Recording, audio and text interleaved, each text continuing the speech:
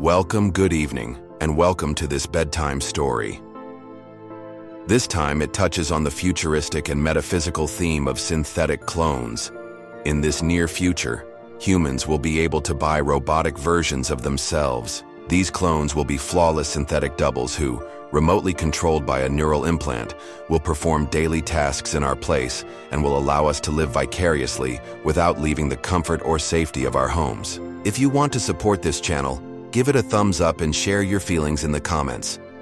Tell me, for example, if you are ready to buy domestic robots that will arrive before the end of this decade. Furthermore, if you haven't already, subscribe, it's free, so you don't miss the next story in the Dreamers of Time cycle. Make yourself comfortable, close your eyes, and let yourself be carried away by my whispered voice for a journey through time.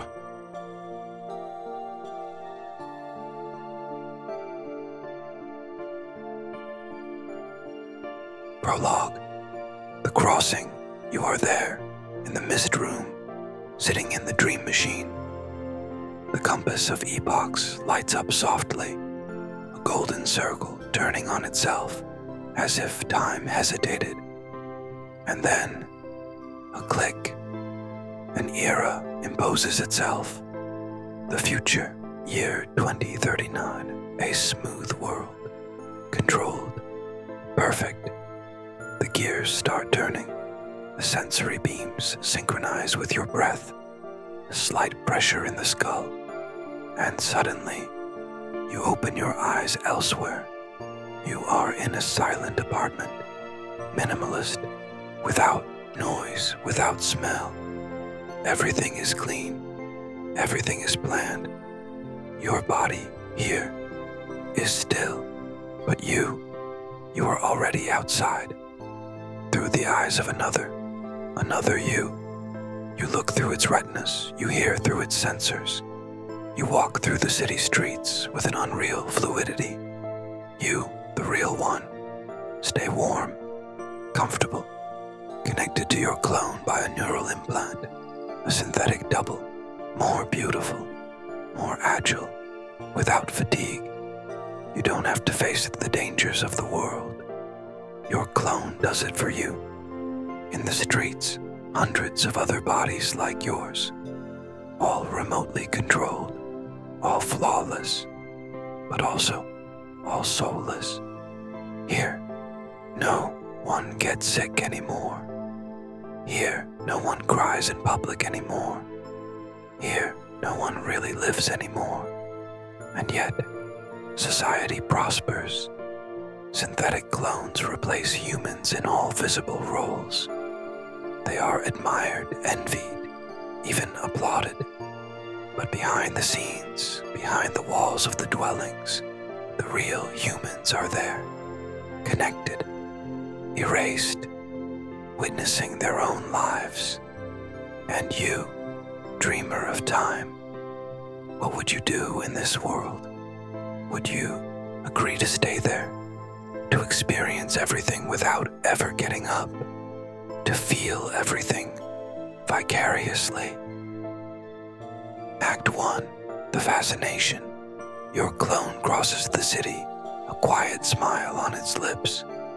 Each step resonates with certainty. It is elegant, young, fluid, charismatic. It enters a shared workspace. An immense glass dome where ideas are exchanged at the speed of light.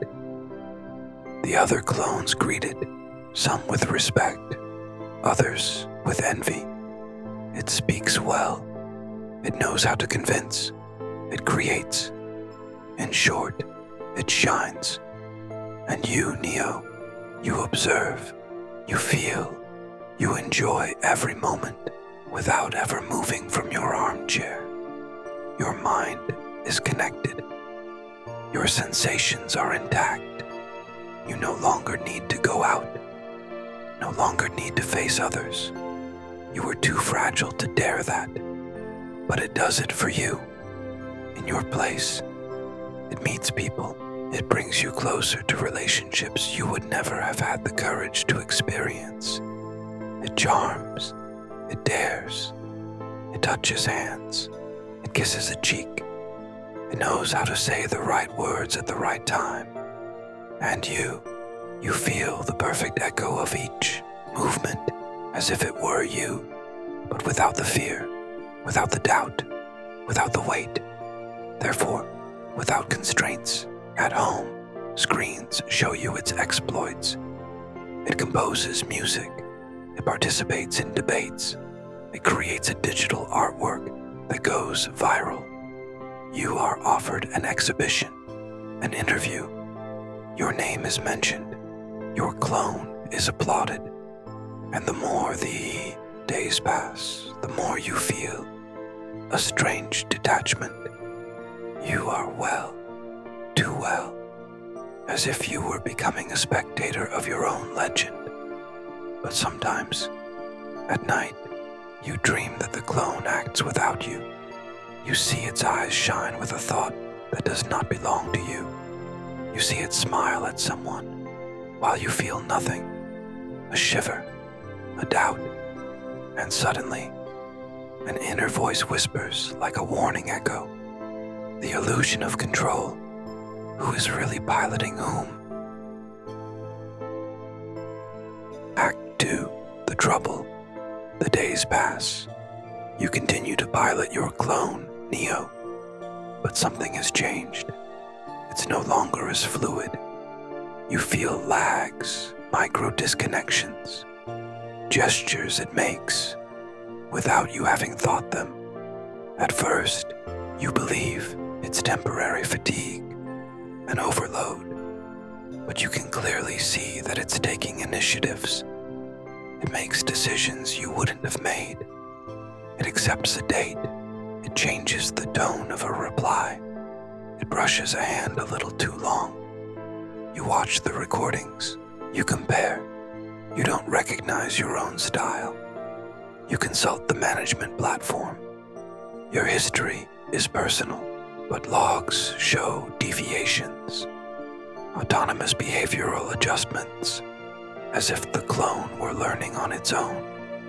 You do research on the network, and you discover that there are rumors, emancipated clones, which are no longer connected, but continue to live as if nothing had happened.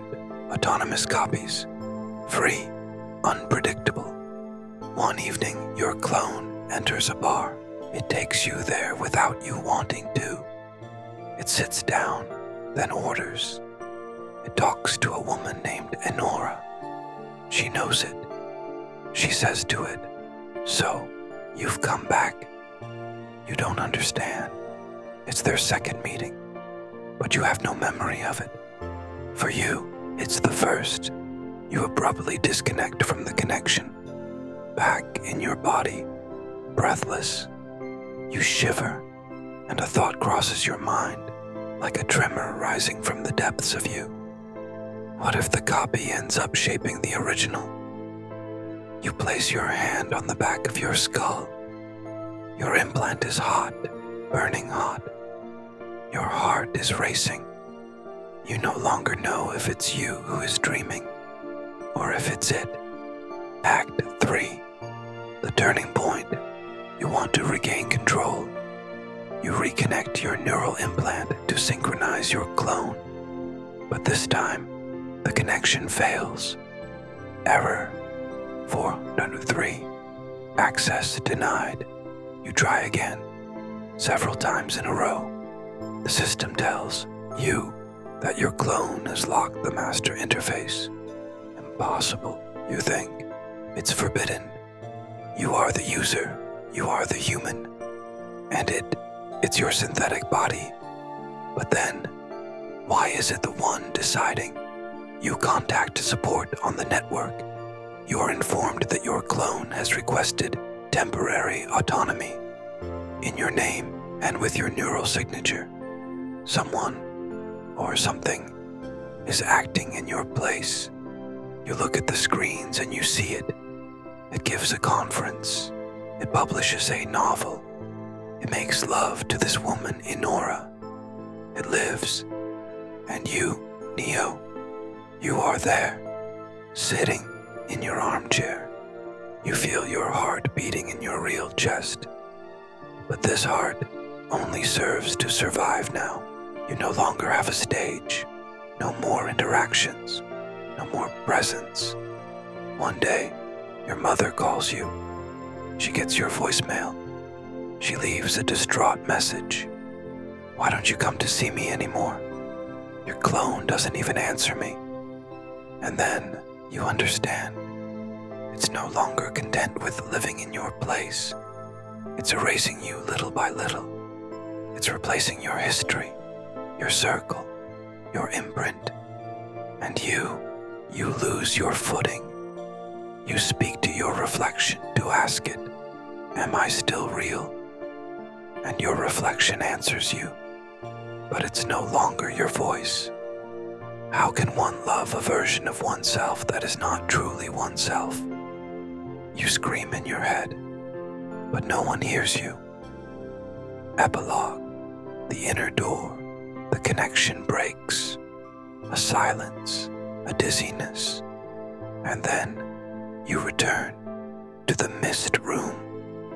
The compass of epochs pulses softly, like an ancient heart that was waiting for you. It went silent for a moment to let you return on your own. You open your eyes. You are you. Your body is there, real, modest, vibrant. It is tired, weak, blurry, flabby, but it is you. You breathe, a trembling breath, but authentic, not a simulation. Around you, other dreamers are still immersed, their faces frozen in worlds they no longer control. You get up, staggering. You feel the floor, the coldness of matter. You feel your heart. You also feel your fear. But above all, you feel that you are alive. The compass projects one last image for you, a reflection of yourself, outside, looking at the sky. And this reflection, this synthetic clone, blinks, then disappears, pixel by pixel. You leave the room. You look at the sky, a real sky, not a digital background, not a projected set, an imperfect sky, changing, with a burning sun, but real. You think about your clone, about everything it accomplished, it knew success, desire, recognition, and yet it never felt, it never doubted, never suffered. It shone brightly, certainly, but without depth. You suffered. You were overwhelmed. You were even afraid of disappearing. But this fear, it brought you back to yourself. And in the silence of your mind, a final question appears to you, clear, limpid. Is it better to be loved for what one simulates, or for what one truly is despite everything? The compass of epochs flashes one last time. You touch it lightly. It recognizes your imprint and prints a final sentence directly into your head. Go where dreams become keys, and the keys open all doors. The interface fades. The dream is now over. The dreamer of time has returned.